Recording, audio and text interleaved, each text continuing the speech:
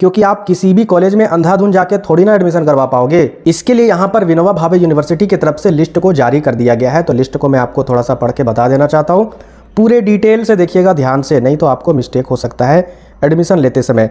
आज की वीडियो में हम लोग डिस्कस करने वाले हैं विनोबा भावे यूनिवर्सिटी की तरफ से बहुत बड़ी गुड न्यूज़ है। यूजी एडमिशन के लिए चांसलर पोर्टल फिर से ओपन किया जा रहा है। ठीक है, वीडियो को कंप्लीट देखिएगा। पहले ही आपको ये नोटिस यूट्यूब के माध्यम से या फिर टेलीग्राम के माध्यम से मिल गया होगा, लेकिन आपको इस वीडियो को देखना जरूरी है क्योंकि इसमें बहुत ही इंपॉर्टेंट बातें डिस्कस करेंगे। तो सेकेंड फेज का लास्ट डेट कब होने वाला है, क्योंकि फर्स्ट फेज का यहाँ पर खत्म हो चुका है, सारा कुछ डॉक्यूमेंट वेरिफिकेशन हो रहा है। ठीक है, और फर्स्ट फेज का एडमिशन भी हो रहा है। और आप सभी स्टूडेंट जो भी एडमिशन नहीं करवाए या फिर अगर एडमिशन करवाए होंगे, एप्लीकेशन फॉर्म फिलअप किए होंगे फर्स्ट फेज में और आपका मेरिट लिस्ट में नाम नहीं आया गवर्नमेंट कॉलेज में, तो ये समझिए कि आपका सेकंड फेज ये आखिरी मौका है। ठीक है, इसी को समझकर आपको फिलअप करना है। कैसे दिमाग से कौन कॉलेज को सेलेक्ट करना है वो इस वीडियो में डिस्कस करेंगे। तो चलिए सीधा सबसे पहले ऑफिशियल अपडेट की ओर बढ़ते हैं और कौन कौन से कॉलेज में कितनी सीटें अवेलेबल है खाली, वो सारा यहाँ पर डिटेल से दिया गया है। तो नोटिस में कुछ खास नहीं है, इसमें यही चीज बताया गया कि यूजी यानी अंडर ग्रेजुएट सेमेस्टर 1 के लिए एडमिशन नोटिस है। ठीक है, सेकंड फेज का। अब देखिए ये ओपन कब होने वाला है, यानी स्टार्टिंग डेट जो चांसलर पोर्टल से आप एप्लीकेशन फॉर्म अप्लाई करोगे ऑनलाइन, वो 16 तारीख से। ठीक है, तो आज के डेट से ही आपका ओपन कर दिया गया है। और लास्ट डेट कब है आपका? 22 तारीख तक। याद रखिएगा 22 तारीख तक लास्ट डेट है। और लास्ट डेट तक क्यों जाना है, आपको 1-2 दिन में भर देना है, क्योंकि लास्ट डेट में हो सकता है सर्वर बहुत ही ज़्यादा डाउन रहे और हो सकता है आपका एडमिशन दोबारा फिर नहीं होगा, तो फिर चांस बहुत ही कम है कि दोबारा आपका चांसलर पोर्टल ओपन होगा। और इसका जो मेरिट लिस्ट है यानी सेकंड प्रोविजनल मेरिट लिस्ट जो जारी होगा, जो एडमिशन यहाँ पर करवाएंगे उनके लिए 26 अगस्त को जारी होगा। ठीक है, यानी लास्ट ऑफ अगस्त। इसके बाद आपका 29/8/2023 से 5/9/2023 तक आपका क्या होगा? Document verification. यानी 29 अगस्त से आपका 5 सितंबर तक डॉक्यूमेंट वेरिफिकेशन होगा, मेरिट लिस्ट में जिनका भी नाम आ जाएगा। उसके बाद 30 सितंबर से 8 सितंबर, यहाँ पर हमको लग रहा है डेट यहाँ पर मिसप्रिंट हो गया है। यहाँ पर इनको लिखना चाहिए था 30 अगस्त से 8 सितंबर तक। ठीक है, तो ये 9 के जगह पर यहाँ पर 8 होगा, ये मिस्टेक हो गया होगा। ठीक है, क्योंकि यहाँ पर ऐसा थोड़ी ना डेट होता है 30 सितंबर से आपका 8 सितंबर, तो ये मिस्टेक हो गया है। आप ये मानकर चलिए 30 अगस्त से लेकर 8 सितंबर तक आपका एडमिशन वाला फी पेमेंट होगा चांसलर पोर्टल से, जब आपका डॉक्यूमेंट वेरीफाई 100% हो जाएगा। उसके बाद अब यहाँ पर सबसे इंपॉर्टेंट बात है, ये डेट तो हम लोग जान चुके हैं कि किस किस कॉलेज में आपको सीटें मिलेगी, कौन कौन से ऑनर्स पेपर यानी मेजर पेपर के लिए, क्योंकि आप किसी भी कॉलेज में अंधाधुंध जाके थोड़ी ना एडमिशन करवा पाओगे। इसके लिए यहाँ पर विनोबा भावे यूनिवर्सिटी की तरफ से लिस्ट को जारी कर दिया गया है। तो लिस्ट को मैं आपको थोड़ा सा पढ़ के बता देना चाहता हूँ, पूरे डिटेल से देखिएगा ध्यान से, नहीं तो आपको मिस्टेक हो सकता है एडमिशन लेते समय। यहाँ पर देखिए पहला कॉलेज आपका आदर्श कॉलेज रसधावर। ठीक है, इसमें क्या है, सभी सब्जेक्ट का आप भर सकते हो, सिर्फ हिस्ट्री मेजर पेपर छोड़ के। ठीक है, याद रखिएगा सभी सब्जेक्ट का भर सकते हो, एडमिशन ले सकते हो, लेकिन सिर्फ हिस्ट्री मेजर को छोड़कर, हिस्ट्री मेजर पेपर को छोड़कर। आगे देखिए चतरा कॉलेज चतरा, यहाँ पर ऑल सब्जेक्ट का भी भर सकते हो, लेकिन Hindi major paper, history major paper, political science major paper और इंग्लिश मेजर पेपर को छोड़कर आपको भरना होगा। ठीक है, गिरिडीह कॉलेज गिरिडीह में, अच्छा ये सारे जो कॉलेज है ना वो सरकारी कॉलेज है, याद रखिएगा कंस्टिट्यूएंट कॉलेज है। यहाँ पर भी आपको सभी कॉलेज के लिए मेजर पेपर अवेलेबल है, लेकिन हिंदी, हिस्ट्री, पॉलिटिकल साइंस और जियोलॉजी अवेलेबल नहीं है। इसके अलावा आप जो भी सब्जेक्ट में लेना चाहते हो तो मिल जाएगी सीटें। आगे देखिए यहाँ पर जे कॉलेज कोडरमा, यहाँ पर ऑल सब्जेक्ट, लेकिन किसको छोड़ना है? Hindi, history, geography, political science, English और जियोलॉजी को छोड़कर बाकी सब्जेक्ट का आप ले सकते हो। इसके अलावा देखिए केबी वुमेंस कॉलेज हजारीबाग में, तो ऑल सब्जेक्ट यहाँ पर आपका केबी वुमेंस का ये हो जाएगा ना, ऑल सब्जेक्ट आप यहाँ पर कर सकते हो, किसको छोड़कर? English, geography, Hindi, history, political science और जियोलॉजी।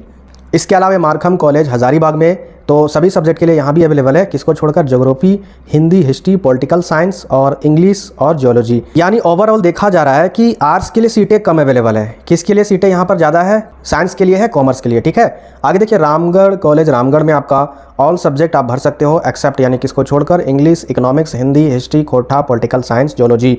आगे देखिए आरके महिला कॉलेज गिरिडीह में ऑल सब्जेक्ट। ठीक है, आरके महिला कॉलेज ये यहाँ से जाएगा सीधा, ये वाला है ऑल सब्जेक्ट, सिर्फ हिस्ट्री मेजर पेपर को छोड़कर।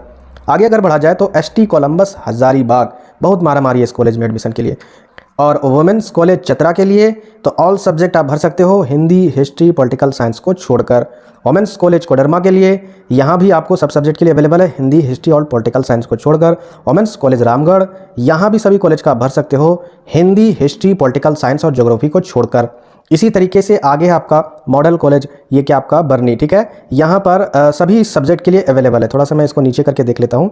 जी हाँ, सभी कॉलेज के लिए। ठीक है, ये जो आपको दिख रहा है ना मॉडल कॉलेज, बिरनी, यहाँ पर आपको सभी सब्जेक्ट का अवेलेबल है, तो यहाँ पर आप किसी भी सब्जेक्ट में ले सकते हो। इसके अलावे मॉडल कॉलेज चतरा में यहाँ भी बहुत सारे सीटें अवेलेबल है, सारे सब्जेक्ट का अप्लाई कर सकते हो।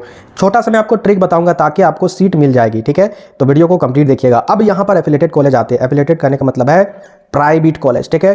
प्राइवेट कॉलेज में मैंने आपको पहले भी बताया था, पहले अगर आप फॉर्म फिलअप कर रहे थे तो एक कॉलेज आपको प्राइवेट कॉलेज लेना जरूरी था, लेकिन बहुत सारे स्टूडेंट सिर्फ गवर्नमेंट पर ही निर्धारित रहे। तो आप अभी प्राइवेट कॉलेज में कम से कम जरूर एडमिशन करवाने के लिए आप अप्लाई कर दीजिएगा, क्योंकि गवर्नमेंट में भी सीटें जो बची है ना वो बहुत ही कम बची होगी। मैक्सिमम हमको लगता है अगर किसी सब्जेक्ट में अगर बची होगी तो 50, 60 या 10 या 20 इस तरीके से सीटें बची होंगी। उसके लिए वहाँ पर एडमिशन सेकेंड फेज में खोला गया है, लेकिन जो प्राइवेट कॉलेज है उसके लिए यहाँ पर फुल्ली सीटें अवेलेबल होंगे, आपका एडमिशन हो जाएगा। यहाँ पर जितने भी प्राइवेट कॉलेजें हैं, ठीक है, जैसे यहाँ पर आप देख सकते हो, थोड़ा सा मैं इसको जूम कर देना चाहता हूँ, तो आप यहाँ पर देखिए जितने भी कॉलेज है, ठीक है, आनंदा कॉलेज, ये आपका अन्नदा कॉलेज हजारीबाग, इसके बाद ये सारे कॉलेज आप देखिए खुद से, ठीक है, और इन सभी में सभी सब्जेक्ट के लिए आप अप्लाई कर सकते हो। लेकिन एक दो कॉलेज है, जैसे यहाँ पर देखिए ये वाला कॉलेज, ये क्या आपका के वर्मा इवनिंग कॉलेज बर्गी गिरिडीह, ठीक है, इस कॉलेज में सिर्फ हिस्ट्री को छोड़कर आप अप्लाई कर सकते हो। इसके अलावे एलबी महाविद्यालय मिर्जागंज गिरिडीह में हिस्ट्री को छोड़कर सभी सब्जेक्ट के लिए आप अप्लाई कर सकते हो, ठीक है।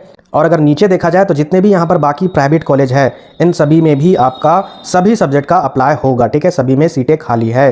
अब इस वीडियो का सबसे इंपॉर्टेंट टॉपिक, बहुत सारे स्टूडेंट इस वीडियो को स्किप कर दिए होंगे, उनका नुकसान होगा, फिर बाद में वो हमें कमेंट करेंगे, ठीक है। इंपॉर्टेंट पॉइंट क्या है, क्या आप CUET के आधार पर एडमिशन लोगे या फिर 12th के आधार पर? सबसे बड़ा यही पेचीदा क्वेश्चन है। तो मैं आपको बताना चाहता हूं, अगर आप जिस भी मेजर पेपर का आप देखिए अपने कॉलेज में किसकी सीटें अवेलेबल है, ठीक है, उसके अकॉर्डिंग आपको क्या करना होगा, CUET का आपको मार्क्स देखना होगा, ठीक है। आखिर मैं CUET का मार्क्स क्यों देखने के लिए बोल रहा हूं? इसलिए देखने के लिए बोल रहा हूं क्योंकि जो विनोबा भावे यूनिवर्सिटी है भाई, वो ज्यादा प्राथमिकता CUET वाले स्टूडेंट को दे रही है, ठीक है।